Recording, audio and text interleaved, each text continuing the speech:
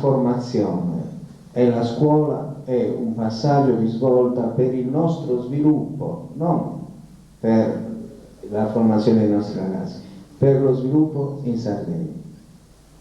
A Franco, che chiedo scusa perché dovevo essere il primo relatore, la capacità di sintesi e il senso di una prospettiva, perché siamo sicuri che quello che abbiamo detto oggi lo dobbiamo riprendere giorno per giorno come riflessione personale e come riflessione collettiva. Sì, quantunque è sacrificato dal tempo, credo anch'io, quanto diceva Giacomo, che concettualmente il mio intervento, che sarà comunque breve, sia logicamente situato alla fine di questo intervento, perché il tema è qualità e formazione, che si può intendere come formazione per la qualità, ma anche qualità per la formazione, qualità della formazione. Formazione per la qualità, in fondo è stato questo convegno, anzi senz'altro è stato questo convegno di grande interesse per tutti gli interventi che ci sono stati, e abbiamo noi appreso, c'è stato un processo di apprendimento, io credo, contrariamente a quanto avviene in molte occasioni convegnistiche, la qualità nei suoi vari aspetti, accezioni e esperienze anche concrete nella pubblica amministrazione e oltre. E abbiamo imparato, io cito solo interventi che è giusto citare, imparato, confermato, ma ce n'è bisogno di una conferma, da Mario Melis, come la qualità non può essere in nessun modo disgiunta dai valori e dall'etica, perché altrimenti si fa tecnica, si fanno le cose che sono importanti avere nel bagaglio del formatore, di qualsiasi persona, sia un gestore di processi, però sono i valori quelli che conducono gli uomini, ed è molto importante ribadirlo questo in una società che sembra spesso questo aver dimenticato. Evidentemente il mio mestiere è quello di essere un formatore dentro un'organizzazione formale, dentro la pubblica amministrazione, per cui della formazione chiaramente io tratto solo un aspetto.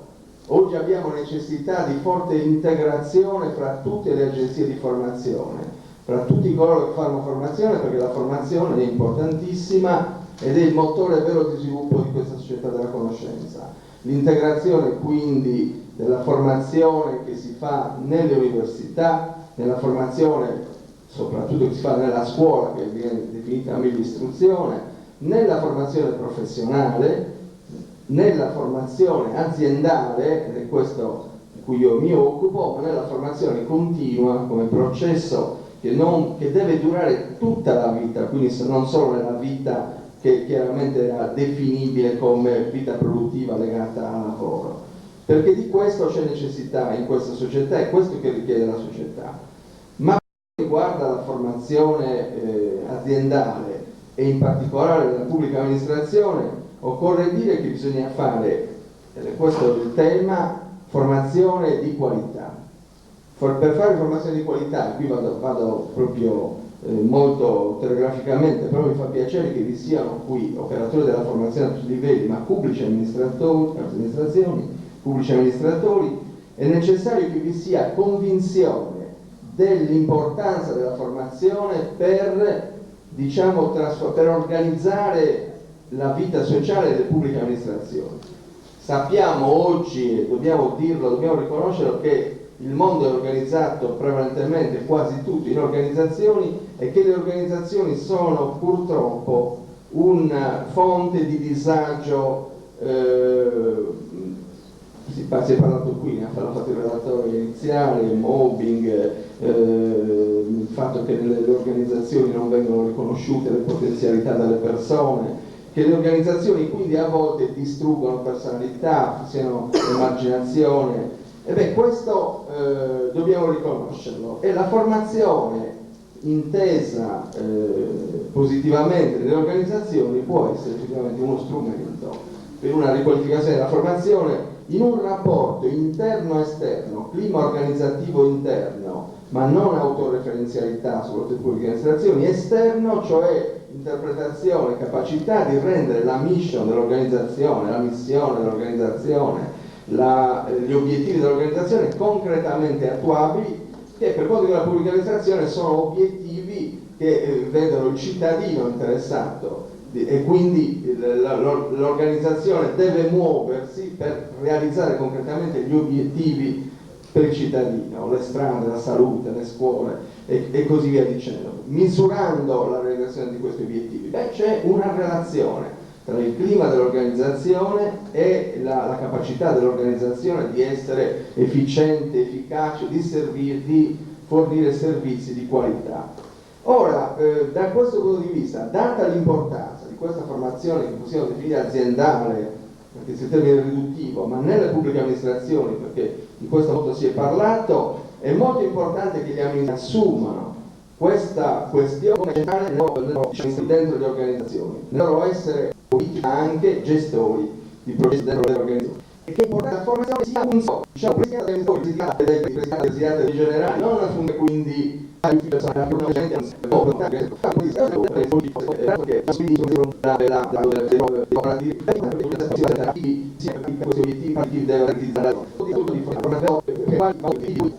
nel concreto operare. Cioè, voglio dire, se riesco a spiegarmi, è molto importante che il netturbino, l'operatore ecologico, come qualsiasi altro che è dentro,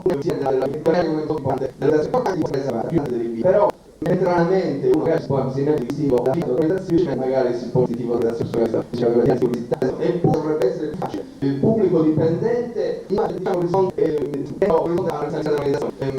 a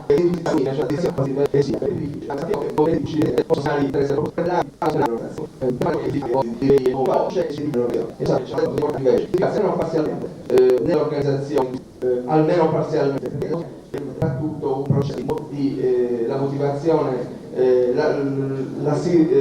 è quello che è il motore, diciamo così, dell'opera di.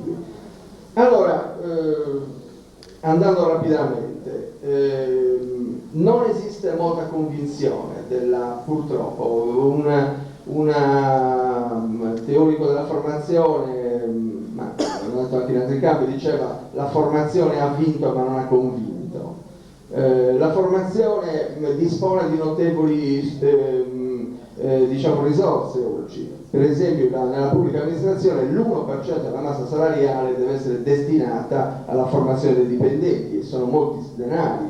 Però la formazione, diciamo, c'è anche un uso non ottimale, non di qualità della formazione, perché sappiamo che molte volte si fa formazione apparente, tanto per diciamo per usufruire del budget, tanto per consumare il budget. Io ho fatto proprio un monitoraggio dei processi dei programmi PAS nella pubblica amministrazione, proprio la provincia di Nuoro, in passato, alcuni anni fa, si sono rifiutati di avere questo intervento formativo gratuito. In provincia di Oristano c'era il cosiddetto accanimento formativo, si andava a cercare gli impiegati per costringerli a fare i corsi di formazione, ma avevano ragione quelli della provincia di Nuoro, avevano ragione gli impiegati della provincia di Oristano, perché quella non era formazione presidiata, legata a processi, diciamo, organizzativi che coinvolgessero l'organizzazione. Erano, diciamo, processi seppur studiati in maniera intelligente, pacchetti ben organizzati, erano tuttavia processi esterni che si diciamo che impattavano come oggetti estranei alla cultura organizzativa delle pubbliche amministrazioni, che pur bisogna cambiare diciamo radicalmente, ma che non si può cambiare prescindendo dalle persone che fanno l'amministrazione. Ecco perché è importantissimo il coinvolgimento e la partecipazione. È importantissimo avere delle professionalità che presidiano questi processi, non inventare quando è possibile, essere degli esperti, avere disponibilità di esperti che dentro le amministrazioni siano in grado di presidiare questi processi. Io rapidamente tralascio alcune cose, concludo su questo, tornando a questo convegno.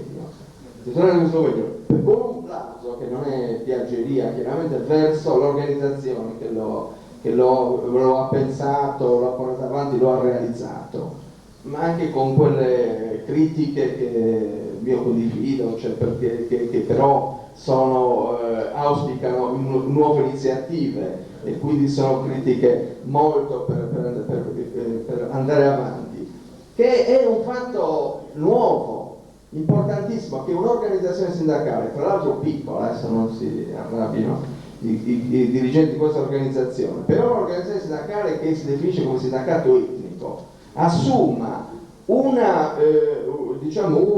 tema, una tematica che è considerata tematica, fa piacere che ci siano i componenti dei partiti nazionali sardi o nazionali, che è una tematica che è considerata molto di importazione. Qualcuno c'è questa che poi è scorretta, come giustamente è stato detto, questa equazione qualità uguale giapponesi o americani e quant'altro, che solo hanno avuto dei meriti, ma è molto importante che questa tematica venga portata dentro la Sardegna, venga assunta da un sindacato, che è un sindacato etnico sardo, e venga assunta in generale da un sindacato, perché diciamo che questa tematica sembra essere stata una tematica più organizzativa, da consulenti aziendali, ma questo è lo sbaglio principale, perché ho questa tematica, perché questo è il punto, il passaggio fondamentale anche rispetto alle carte dei servizi di amministrazione, questa deve essere una tematica condivisa nel profondo dell'amministrazione, e quindi con questo elemento di partecipazione dei lavoratori a costruire quindi gli ambienti di lavoro, i climi organizzativi, con tutti i problemi che ci sono, anche che diceva il professor Cottazzi chiaramente, oppure un fallimento, e le carte dei servizi saranno un nuovo adempimento, una nuova seccatura, abbiamo da fare anche questo e facciamo anche questo, anziché come sono state progettate, come è nella loro logica, uno strumento intelligente di patto tra le organizzazioni pubbliche, le organizzazioni anche private che forniscono servizi pubblici ai cittadini e i cittadini stessi rispetto a standard che devono essere garantiti e quindi alla qualità dei servizi che devono essere erogati. Ma guardate, non ce l'ho con le società di consulenza, perché fanno il loro mestiere, sono tra l'altro anche ottime persone, però se si salta questo, se le carte dei servizi nelle aziende sanitarie come nella scuola, come nell'università vengono affidate